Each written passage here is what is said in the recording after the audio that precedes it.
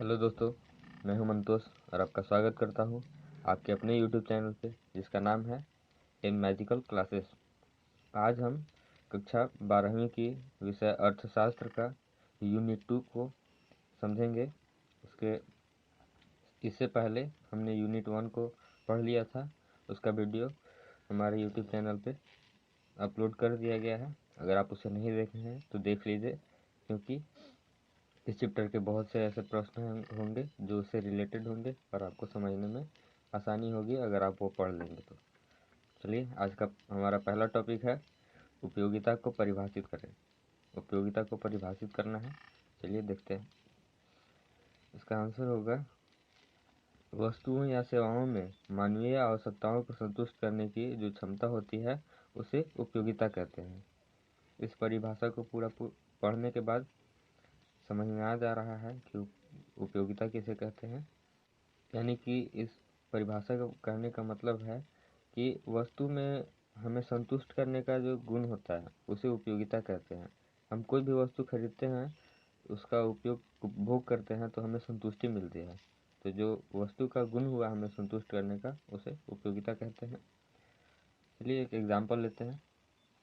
मान लीजिए हमें भूख लगी है तो हम कुछ न कुछ खाएंगे जिससे कि हमें संतुष्टि मिलेगी।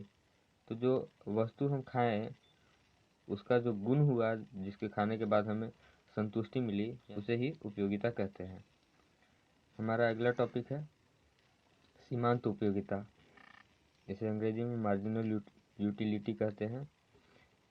तो यहाँ पे पूछा जा रहा है सीमांत उपयोगिता क्या है। चलिए देखते हैं।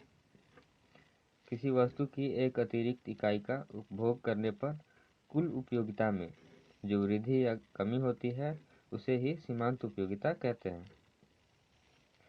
यहाँ भी परिभाषा को पढ़ने के बाद पूरा समझ में आ जा रहा है कि सीमांत उपयोगिता कहते किसे हैं। एक्चुअली हमने इसे थोड़ा आसान भाषा में लिखा है ताकि सबको परिभाषा पढ़ के ही समझ में आ जाए। चलिए एक उदाहरण लेकर देखते हैं। सीमांत उपयोगिता क्या कहता है कि एक अतिरिक्त वस्तु का उपभोग करने से जो कुल उपयोगिता में जो वृद्धि होती है उसे सीमांत उपयोगिता कहते हैं। चलिए यहाँ पे मान लीजिए हमने 3 सेवों की उपभोग की 3 सेव को उपभोग किया। इसका कुल उपयोगिता हो गया, सब पहला दूसरा तीसरा सेव का जो उपयोगिता है सबको जोड़ देंगे तो कुल उपयोगिता निकल जाएगा। यानी कि इसका कुल उपयोगिता 3 सेव का कुल उपयोगिता हो जाएगा 10 8 18, 18 6 24 उपयोगिता हो गया इसका। हमसे प्रश्न पूछेगा कि तीसरा सेव का जो सीमांत उपयोगिता है वो कितना है। यानी कि यहाँ पे हमारा कुल उपयोगिता हो जाएगा 2 सेव की। 2 सेव के अलावा एक और अतिरिक्त सेव जो खाए उसका सीमांत उपयोगिता पूछ रहा है, यानी कि तीसरा सेव का पूछ रहा है। तो हमें हमारा 2 कुल उपयोगिता हो जाएगा। वो 2 सेव का जो उपयोगिता होगा उसका जो योग होगा वो हमारा कुल उपयोगिता हो जाएगा। यानी कि 18 हो गया हमारा कुल उपयोगिता। 18 के बाद जो हमें अतिरिक्त उपयोगिता मिला जो 6 है, ये होगा हमारा सीमांत उपयोगिता तीसरे सेव का। आशा करते हैं आपको समझ में आया होगा। चलिए देखते हैं हम अपना अगला टॉपिक क्या है। कुल उपयोगिता, यानी कि इसे अंग्रेजी में टोटल यूटिलिटी कहते हैं, क्या है। चलिए इसका उत्तर देखते हैं। किसी वस्तु के विभिन्न इकाइयों के उपभोग से प्राप्त सीमांत उपयोगिताओं के योग को कुल उपयोगिता कहते हैं।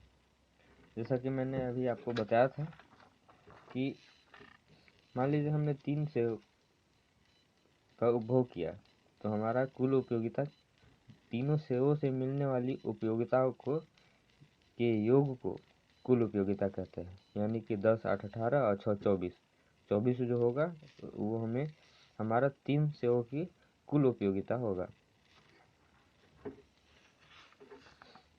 चलिए इसे एक्सप्रेशन के तौर के पे भी लिखा जा सकता है। वो होता है total utility equal to summation of marginal utility.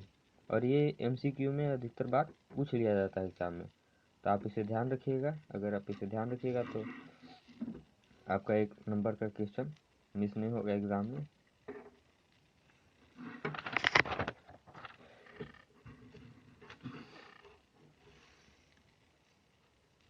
हमारा अगला क्वेश्चन है, सीमांत उपयोगिता तथा कुल उपयोगिता में क्या संबंध है, इसे बताना है। चलिए, इसका उत्तर होगा, सीमांत उपयोगिता कुल उपयोगिता में परिवर्तन को बताता है। ये बात बिल्कुल सही है। जबकि कुल उपयोगिता सीमांत उपयोगिता के योग के बराबर होती है। आशा करता हूँ आपको समझ में आया होगा। यहाँ पे ये बोला जा रहा है कि जो सीमांत उपयोगिता है वो कुल उपयोगिता में परिवर्तन को बताता है, यानी कि सीमांत उपयोगिता कुल उपयोगिता में जो ऐड होगा उसके परिवर्तन को बताता है, जबकि कुल उपयोगिता सीमांत उपयोगिता के योगों के बराबर होता है। चलिए, इसे एक्सप्रेशन के द्वारा लिखा जाता है, वो भी देख लेते हैं। यानी कि total utility equal to marginal utility of one plus marginal utility of second plus marginal utility of third. ऐसे ही ये nवां पद तक चल जाता है। यानी कि कहने का इसका यह तात्पर्य है कि कुल उपयोगिता होता है वो सीमांत उपयोगिताओं के जितने भी वस्तु हैं उनके सीमांत उपयोगिताओं के योगों के बराबर होता है। चलिए, इसे पॉइंट में भी अगर मान लीजिए आपको 3 नंबर में पूछ लिया तो आप इतना लिखेंगे तो 3 नंबर तो एग्जामिनर नहीं देगा या फिर टीचर, तो हमें थोड़ा और लिखना पड़ेगा। उसके लिए हमें और भी पॉइंटों को ऐड किया है। पहला पॉइंट है, जब तक सीमांत उपयोगिता धनात्मक होती है तब तक कुल उपयोगिता बढ़ती जाती है। यहाँ पे देखिए, मैं आपको एग्जांपल के द्वारा समझाता हूँ। यहाँ पे देखिए, उपयोगिता निगेटिव में भी होता है, इसे हम आपको आगे बताएंगे कैसे होता है। पर यहाँ से ध्यान देखिए, यहाँ पे 10, 8, 6, 4, 2, 0, उसके बाद यहाँ पे माइनस में 2 और माइनस में 4, यानी कि उपयोगिता घटते जा रहा है और यहाँ पे माइनस में आ गया। तो यहाँ पे यही बोला जा रहा है कि कुल उपयोगिता तभी तक बढ़ती है जब तक सीमांत उपयोगिता जो है वो धनात्मक होती है। तो ये सिंपल सी बात है कि अगर ये सीमांत उपयोगिता निगेटिव हो जाएगा तो कुल उपयोगिता का मतलब ही होता है कि सारे सीमांत उपयोगिताओं के योग को कुल उपयोगिता कहते हैं। यानी कि -2 को जोड़ना पड़ेगा, जैसे कि जो कुल उपयोगिता होगा उसमें 2 घट जाएगा। इसीलिए जब तक यहाँ 0 तक पॉजिटिव नंबर है, तो यानी कि 0 तक के हम अंकों को जोड़ेंगे वो सबसे ज़्यादा हमारा होगा। तो आप देख लीजिए, 18 6 24, 24 4 28 और 2 30, 30 यहाँ पे हो गया हमारा कुल उपयोगिता 0 तक का। अगर 0 के आगे हम बढ़ते हैं तो यहाँ पे -2 हो जाएगा, यानी कि 28 ही हो जाएगा, यानी कि कुल उपयोगिता में हमारा कमी हो गया। तो आपको यहाँ आशा करते हैं स्पष्ट हो गया होगा ये पॉइंट कि जब तक हमारा सीमांत उपयोगिता धनात्मक होती है तब तक हमारा कुल उपयोगिता बढ़ता है। हमारा दूसरा पॉइंट है, जब सीमांत उपयोगिता शून्य होती है तब कुल उपयोगिता अधिकतम होती है। इस बिंदु को पूर्ण तृप्ति बिंदु कहते हैं। आप इसे ध्यान रखेंगे, इसे MCQ बना के क्वेश्चन में एग्जाम में पूछ सकता है कि जब सीमांत उपयोगिता शून्य होती है तब इस बिंदु को क्या कहते हैं। तो आप इसका उत्तर होगा, इस बिंदु को तृप्ति बिंदु कहते हैं। जैसा कि हमने अभी एग्जाम्पल में बताया था आपको कि जब हम शून्य हमारा था उपयोगिता, तब हमारा जो कुल उपयोगिता था वो अधिकतम था, तो इस बिंदु वहाँ से सेटिस्फाइड होती है। तीसरा है, जब सीमांत उपयोगिता ऋणात्मक होती है तब कुल उपयोगिता घटने लगती है। जैसा कि हमने अभी एग्जाम्पल में आपको बताया था कि जैसे ही माइनस में हमारा सीमांत उपयोगिता गया था तो हमारा जो कुल उपयोगिता था वो 30 से घटकर 28 पे पहुंच गया था। ये बिंदु भी आपको क्लियर हो गई होगी। हमारा अगला प्रश्न है, किसी वस्तु की आवश्यकता संतुष्ट करने की शक्ति को रिक्त स्थान कहते हैं। इस प्रकार के जो रिक्त स्थान है आपको इस वर्ष एग्जाम में लगभग 5 क्वेश्चन आएंगे, तो आप इस पर ध्यान देखिएगा। यहाँ पे इसका उत्तर होगा उपयोगिता। एक अतिरिक्त वस्तु के उपयोग से कुल उपयोगिता में जो वृद्धि होती है उसे रिक्त स्थान कहते हैं। अब इसका उत्तर होगा सीमांत उपयोगिता। यहाँ पे एक एक्सप्रेशन वाला क्वेश्चन है, MCQ है, आप इसे ध्यान रखिएगा। ऐसे क्वेश्चन का ज़्यादा चांस होता है एग्जाम में पूछने के। तो इसका क्या है प्रश्न, देखते हैं। Marginal utility of NH term equal to क्या होगा, यानी कि सीमांत उपयोगिता nवां पद का किसके बराबर होगा इन सब तीनों ऑप्शन में, आपको देख के बताना है। तो इसका जो सही उत्तर होगा वो होगा ऑप्शन बी, यानी कि कुल उपयोगिता nवां पद तक का जो कुल उपयोगिता होगा उसमें से कुल उपयोगिता nवां पद से एक कम जो होगा उसको घटा देंगे तो हमारा जो सीमांत उपयोगिता nवां पद का वो निकल जाएगा। आप यहाँ थोड़ा कंफ्यूज नहीं होइएगा, ये सीमांत उपयोगिता केवल एक टर्म का पूछ रहा है जो कि nवां पद है, सबसे लास्ट वाला। और यहाँ पे हमने क्या किया, जो कुल उपयोगिता था nवां पद तक का सब योग था सीमांत उपयोगिता का, उसमें से हमने nवां पद को छोड़ा के बाकी सबको घटा दिया। तो आपको क्लियर हो गया होगा, आशा करते हैं। चलिए देखते हैं अपना अगला प्रश्न क्या है। हमारा अगला प्रश्न है, ह्रासमान सीमांत उपयोगिता का नियम लिखें। चलिए इसका उत्तर पढ़ते हैं। सीमांत उपयोगिता में परिवर्तन के नियम को ह्रासमान सीमांत उपयोगिता का नियम कहते हैं। इस नियम के अनुसार अन्य बातें पूर्ववत रहने पर जैसे जैसे किसी वस्तु की अतिरिक्त इकाइयों का उपयोग किया जाता है वैसे वैसे उसमें प्राप्त होने वाली सीमांत उपयोगिता क्रमशः घटती जाती है। चलिए इस चार्ट द्वारा समझते हैं। यहाँ पे इस पूरा परिभाषा इसका कहने का यही अर्थ है कि हम जैसे जैसे किसी वस्तु का उपभोग की संख्या को जैसे जैसे हम बढ़ाते हैं वैसे वैसे हमारा सीमांत उपयोगिता घटते आता है। चलिए चार्ट में आपको क्लियर हो जाएगा। मान लीजिए हमें भूख लगी है, हमें रोटी खाएंगे तो हमें भूख मिट जाएगी।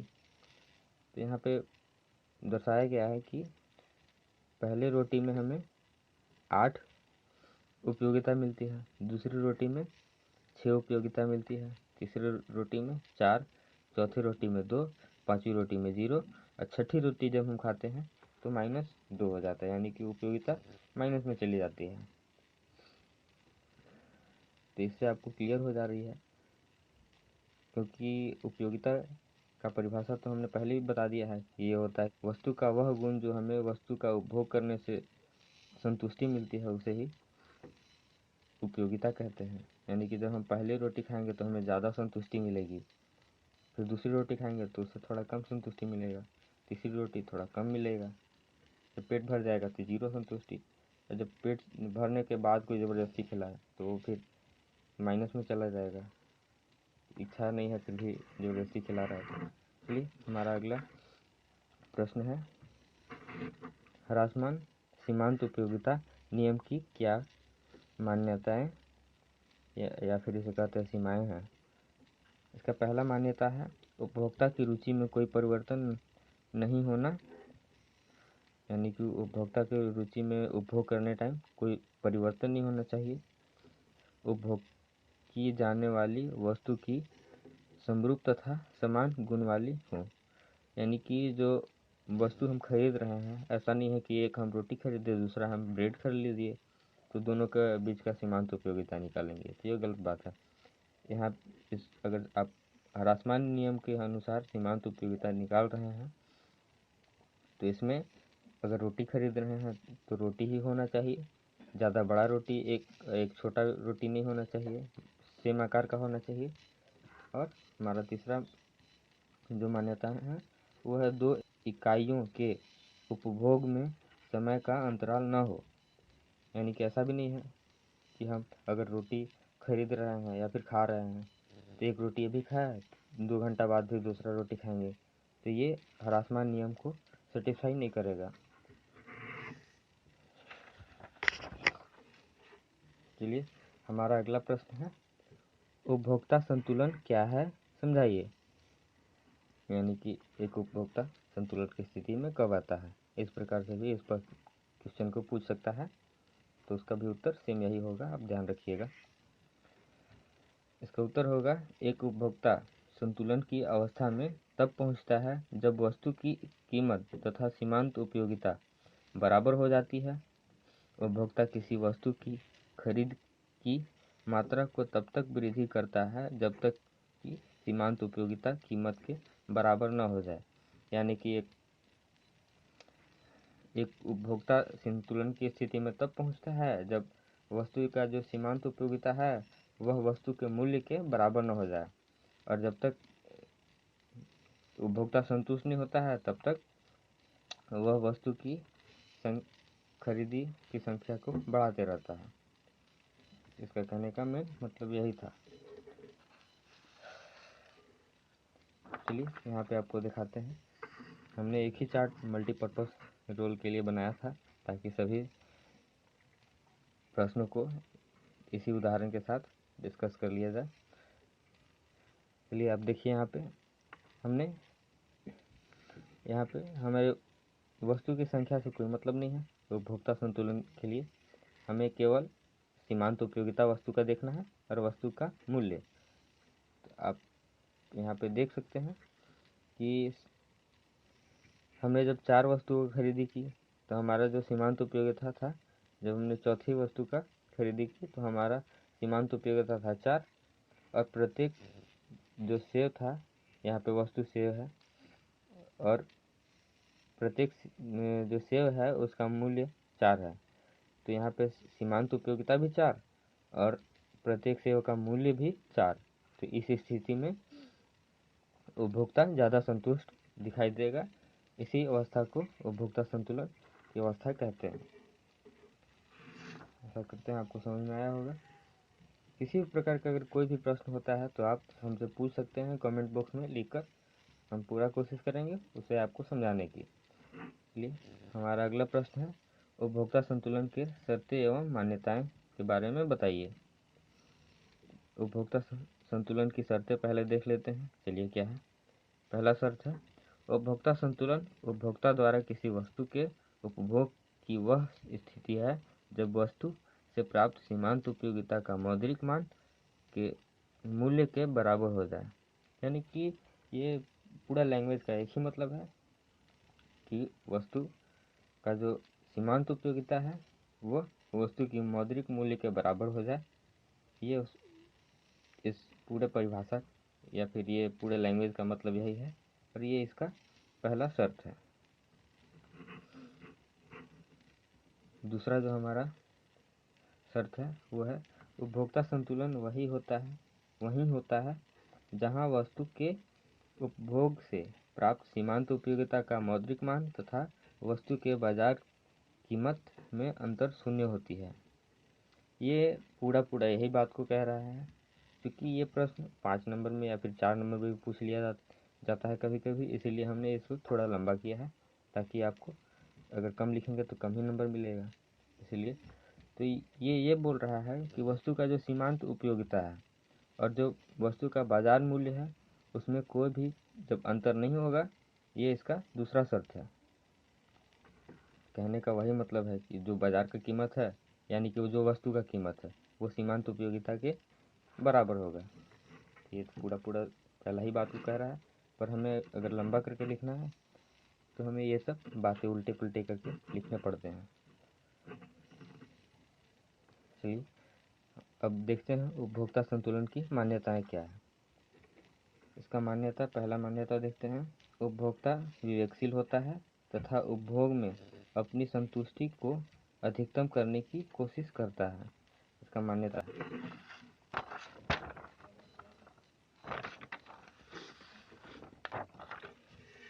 हमारा दूसरा मान्यता है, उपभोक्ता की आय निश्चित होती है।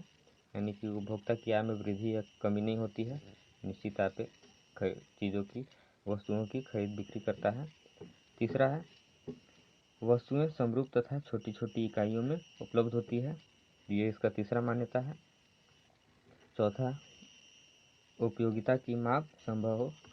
ऐसा ना हो कि कोई वस्तु का हम उपभोग कर रहे हैं, उसका उपयोगिता की माप जो संभव ही ना हो, ये सब नहीं होना चाहिए। ये इसका चौथा मान्यता था। अब हम देखते हैं इसका पांचवा मान्यता। उपयोगिता के संदर्भ में सीमांत उपयोगिता ह्रास नियम लागू होता है। यानी कि ह्रास नियम लागू होगा, उपयोगिता सीमांत उपयोगिता ह्रास नियम लागू होगा, ऐसी स्थिति बननी चाहिए। हमारा अगला क्वेश्चन है, उपभोक्ता का संतुलन वह स्थिति है जब कुल उपयोगिता रिक्त स्थान होती है। इसका उत्तर होगा अधिकतम। ये हमारा रहा फाइनल चार्ट जो हमने मल्टीपर्पज़ रोल के लिए बनाया था, ताकि सभी चीज़ों को समझा जा सके। अगर आपको ये वीडियो पसंद आया तो आप इसे लाइक करें, शेयर करें, सब्सक्राइब करना चैनल को बिल्कुल ना भूलें। आपको ये वीडियो देखने के लिए धन्यवाद।